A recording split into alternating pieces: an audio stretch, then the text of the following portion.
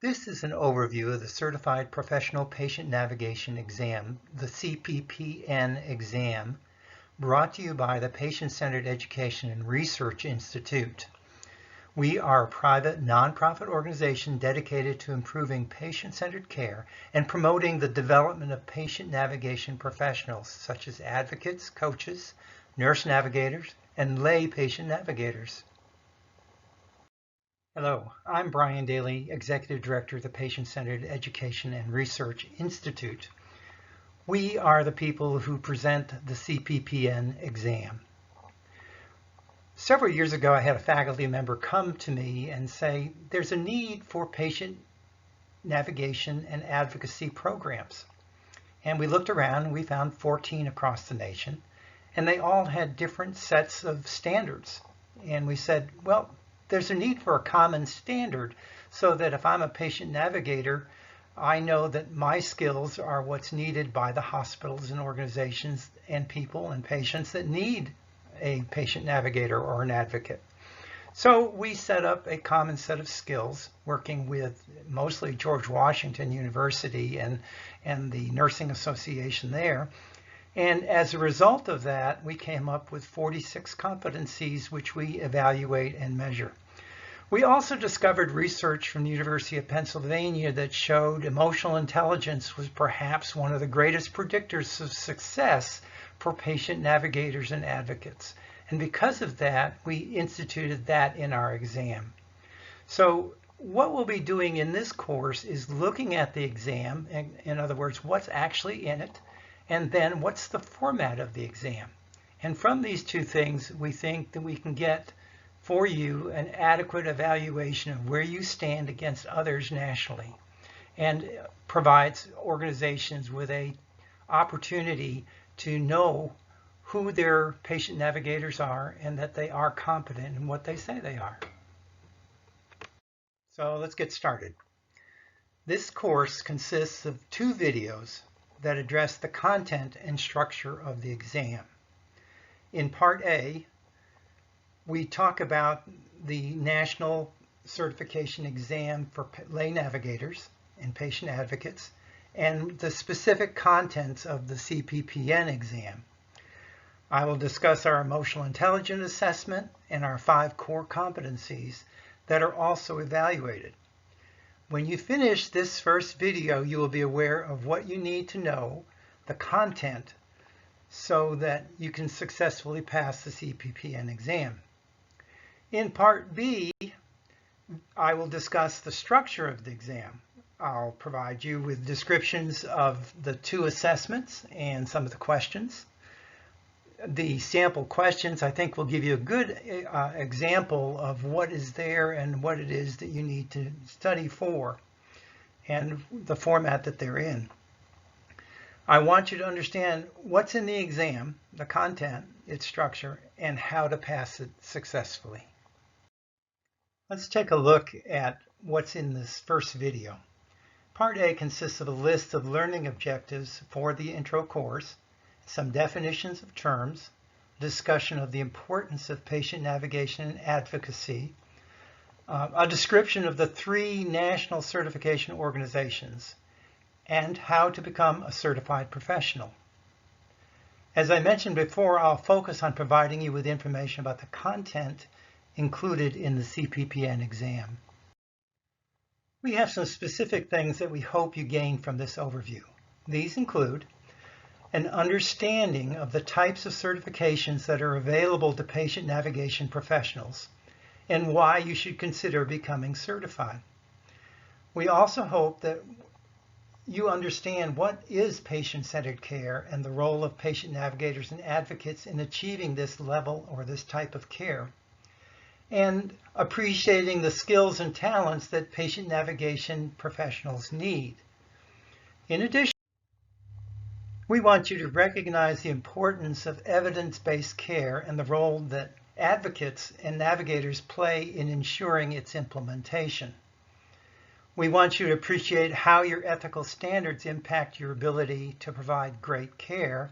And finally, we'd like you to understand how your emotional intelligence relates to your success as a patient navigation professional. I will provide a short post-test at the end of this video to help you summarize your understanding. The CPPN exam is challenging, and there are other national certifications that offer very similar evaluations. The Certified Professional Patient Navigator focuses on answering 3 questions. First, does this person claiming to be a patient navigator or advocate actually know the core skills needed to be good in this profession? And second, do they exhibit strong ethical standards? And finally, is this person able to empathize and effectively communicate with patients, families, caregivers, and other providers? Existing research in the field point to these as being important for great patient navigation-centered care, and that is what the CPPN exam is all about. This leads us to our next consideration. Why in the world would I want to become a certified patient navigation professional? What's in it for me? Well, there are basically 2 types of certifications. First is the certification you achieve by completing a certificate program or course. Universities, community colleges, and private organizations have educational programs of varying lengths and quality for patient navigation professionals. Unfortunately, there are no agreed upon standards for those programs. It may be a 2-year degree, or it may be a 1-day quick hit fix workshop. So we're coming up with a common standard that applies across the nation. National certification programs apply those national standards that are the same for all applicants and are not limited to what a particular institution or business has decided. The 3 current national certifications are based on a common set of competencies, and we will talk about those. When a person completes 1 or more of those exams, potential clients and facilities are assured that they're getting a patient navigation professional with the right skills. The professional is certified as having the qualities needed for patient-centered care, and it proves that this person deserves recognition and appropriate compensation.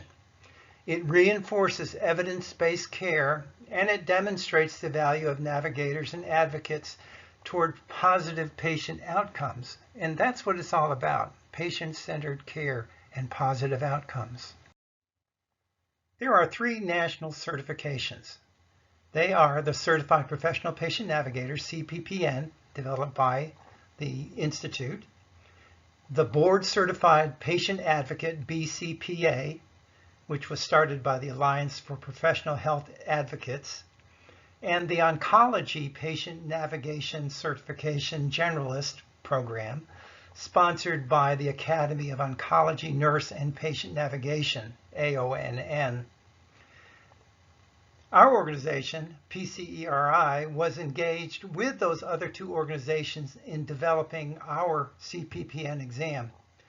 The 46 competencies required for certification were developed in coordination with the College of Surgeons, George Washington University, and the Academy of Oncology Nurses and Patient Navigators, or AONN.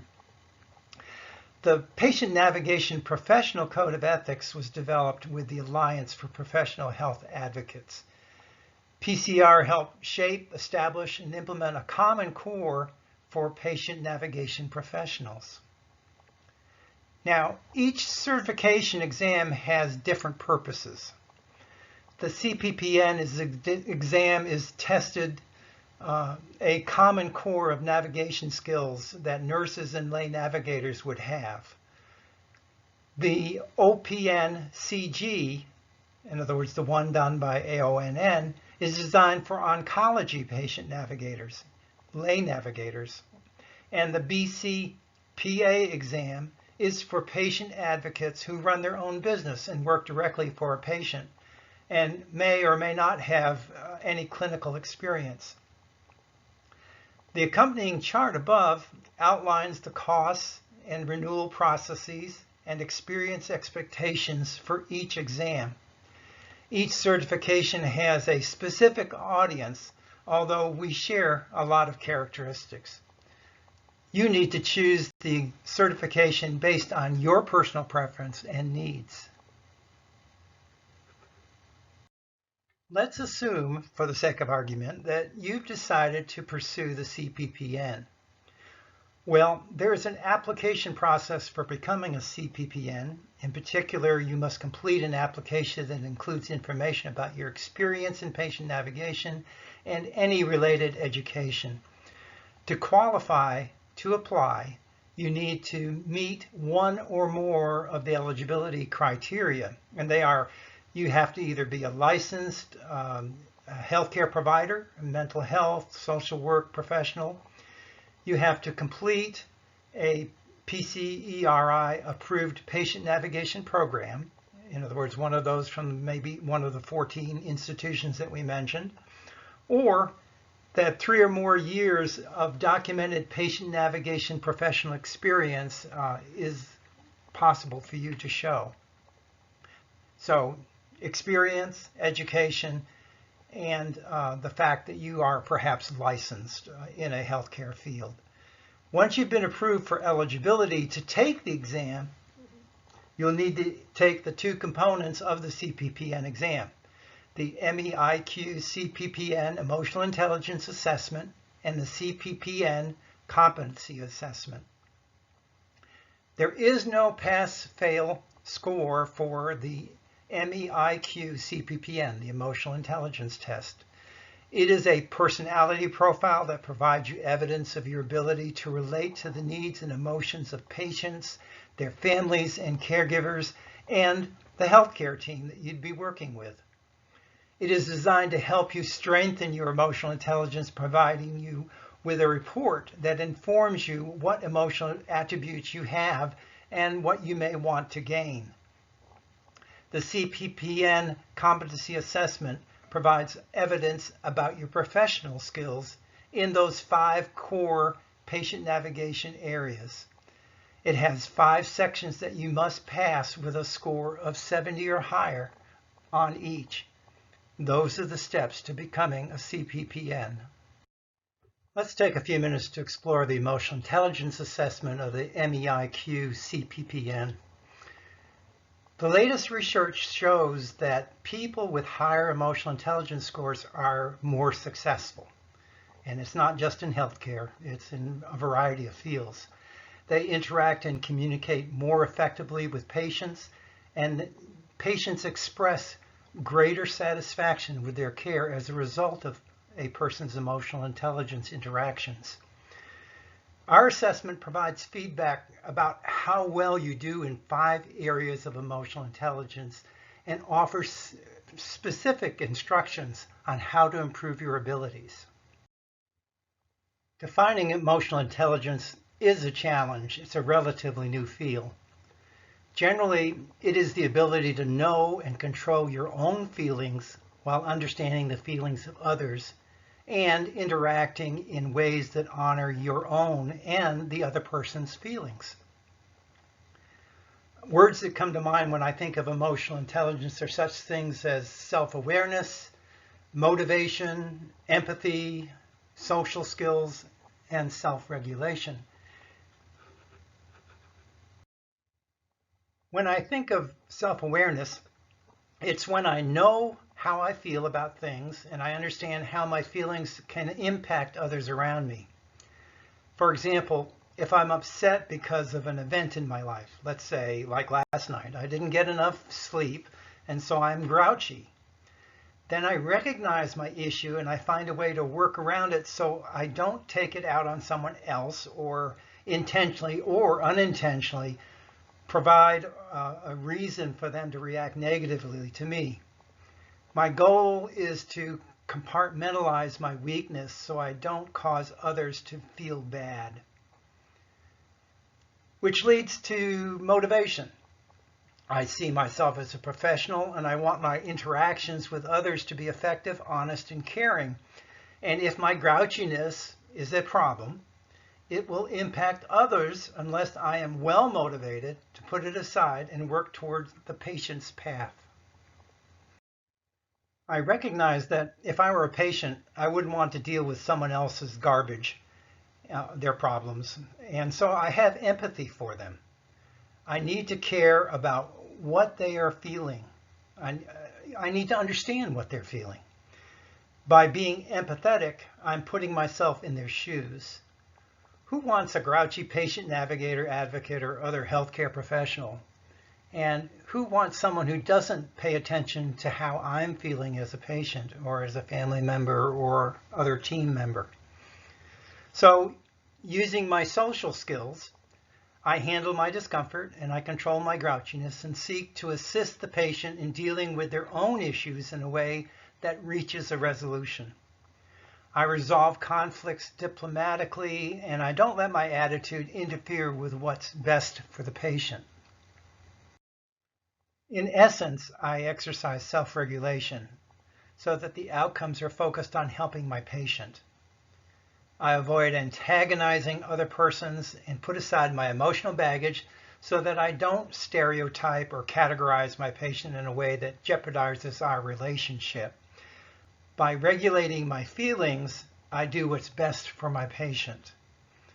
Strong emotional intelligence is a must for patient navigation professionals. It helps us deal with the challenges of healthcare, and it does improve patient outcomes.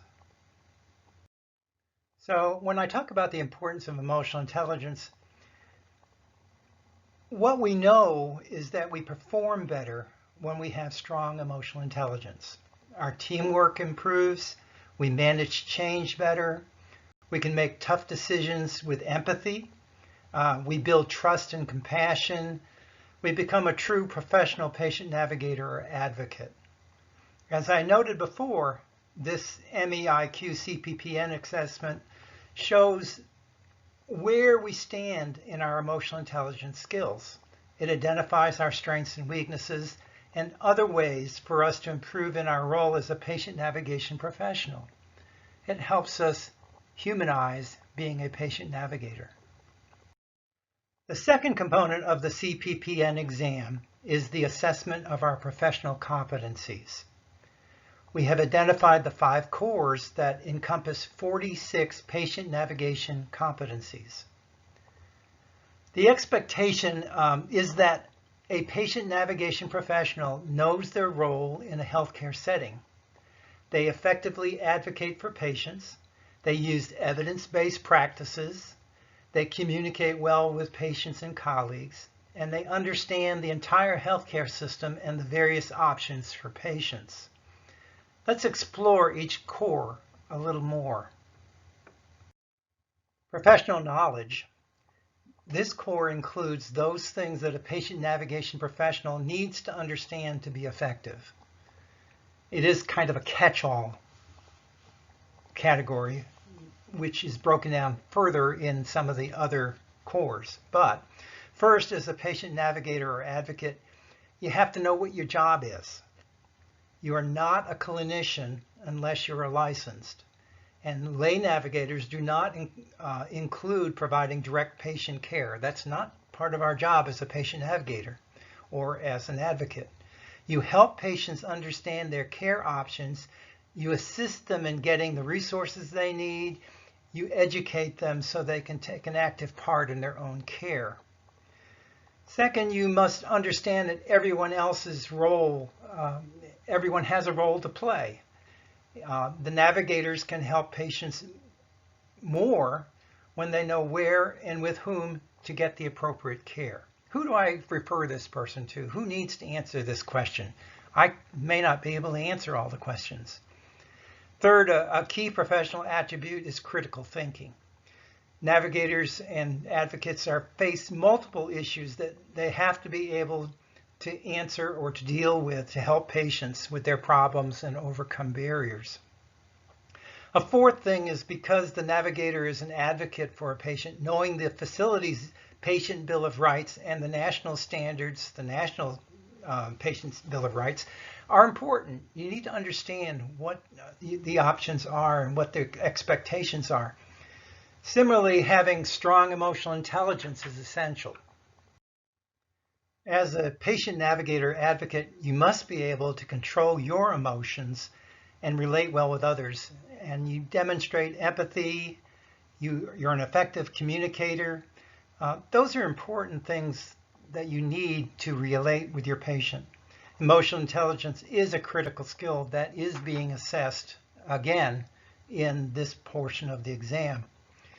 Next, you must know and practice your professional ethics. Being able to recognize and practice ethical standards shows transparency and makes you more effective and worthy of trust. Next, long-term success means knowing how to prevent professional and personal burnout. You've got to take care of yourself. Emotional and intellectual self-care is a very important skill. Finally, you need to demonstrate accuracy and responsiveness. Patient navigation professionals have a standard of care and service to patients that they must show through this core competency. Core 2 is patient advocacy services. These are the things that we do to effectively serve patients. Similar to professional knowledge, there are a variety of things we can do to improve the patient experience, and we can help patients by doing some of the things listed here. Overcome barriers to effective care. What are the things that prevent the patient from moving forward? Are there things that are in the way that we can help? Is it understanding? Is it whatever it is? We can help remove those barriers. We can find resources for care. We should know them for that particular facility that we're working with. What are the resources that are available? And we effectively use and encourage the use of electronic medical records or electronic health records. We need to provide effective patient education. The patient needs to be able to react to things and follow things and be able to understand what their care is about, and education is key to that.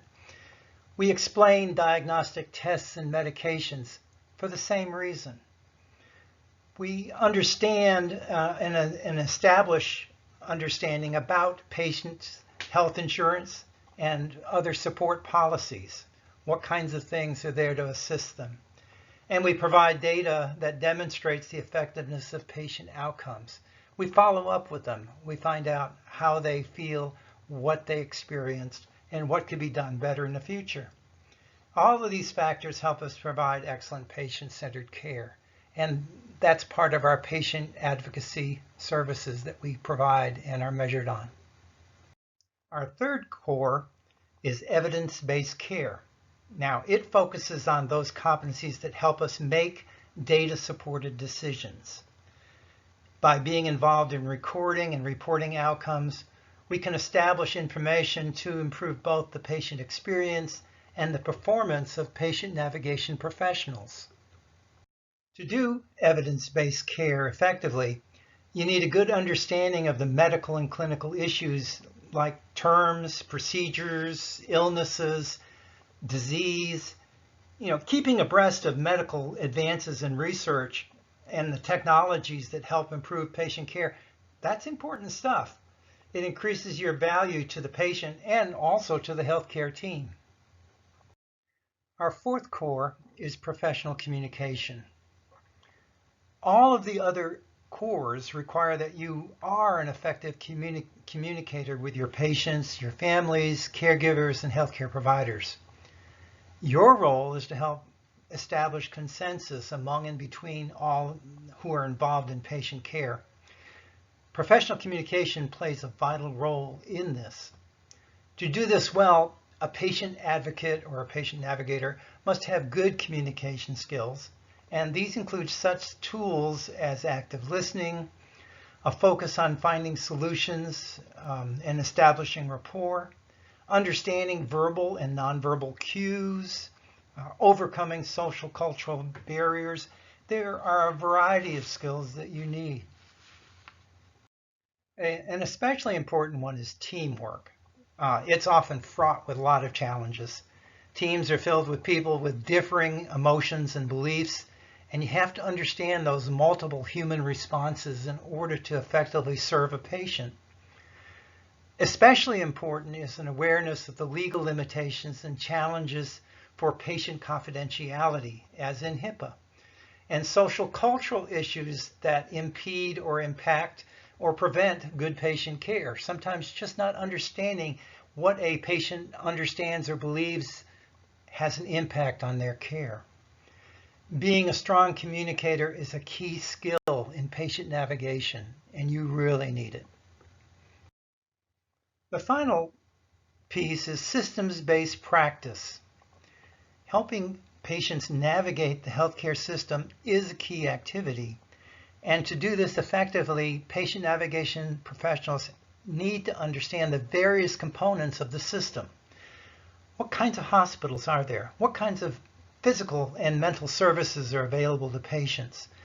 Where can they get additional help? How can we ensure the quality of these services that are available? How do we identify fiscal and other needed resources? And how do we formalize connections so that these resources can be easily accessed by patients? How do we make the path easier for them? Patient navigation professionals have a dual role. They have to understand the options available, and they must help providers and patients make those connections. This is a critical responsibility of patient navigation professionals. We've talked about the 5 core competencies and their different competency areas, the types of questions we'll be answering or asking in each of those. One that we've not really covered in detail is professional ethics, because it is something that's extremely important. We measure your perceptions about professional ethics. We believe that adhering to a strong code of ethics improves patient-centered care. As healthcare team members, we have an important role as the patient's advocate. And in order for us to do this well, transparency, honesty, and trust are pivotal. Sometimes the line between what is best for the patient and what works in the healthcare environment can become fuzzy. The Code of Ethics ensures patients' needs are truly protected by succinctly listing what is and is not permitted. It is based on accepted professional standards outlined for other healthcare providers in addition to patient navigators. The Institute identifies 8 principles in its Code of Ethics. Most are the same or similar to those of other healthcare providers. In particular, we emphasize honest disclosure about what we can and cannot do based on our role, our experiences, and responsibilities. Patient navigation is a relatively new field, and because of that, a lot of confusion exists as to what it is a patient navigator can and can't do. Understanding that and being truthful about that with both your patients and other team members is critical. We have to protect patient privacy. We've noted that as something important in other areas also. We also have to foster patient involvement in their own care. And we need to provide competent services through our personal skills and our referral resources. Another important area is establishing professional boundaries. We have to respect professional boundaries, and we have to avoid any conflicts of interest. It's to our own benefit that we do this. We need to avoid discrimination by providing quality services regardless of age, race, gender identity, ethnicity, or socioeconomic status, whatever. We need to be truly democratic in the presentation of our skills and abilities. We need to commit to continuous learning. By always advancing ourselves, we're helping our patients and we're helping ourselves. And finally, one that's particularly in the CPPN is we need to perform research and follow evidence-based practices. We need to do things to strengthen the field of patient navigation and advocacy. Now, by following these ethical principles, we establish a professional path for patient navigators and advocates, and we truly meet the definition of patient-centered care. Well, you've done it. You've finished Part A. Now, here's a challenge for you. Below on this website, there's a place to answer the questions that are shown here on the screen. If you are interested in learning more about the CPPN exam, please complete the questions and then click on the exposed link and you'll be able to see Part B, which explains details about the format of the exam. The nice thing is there are a lot of hints in there about how to be successful in the exam in addition to the formats. I hope you found this material useful, and please contact us if you have any questions.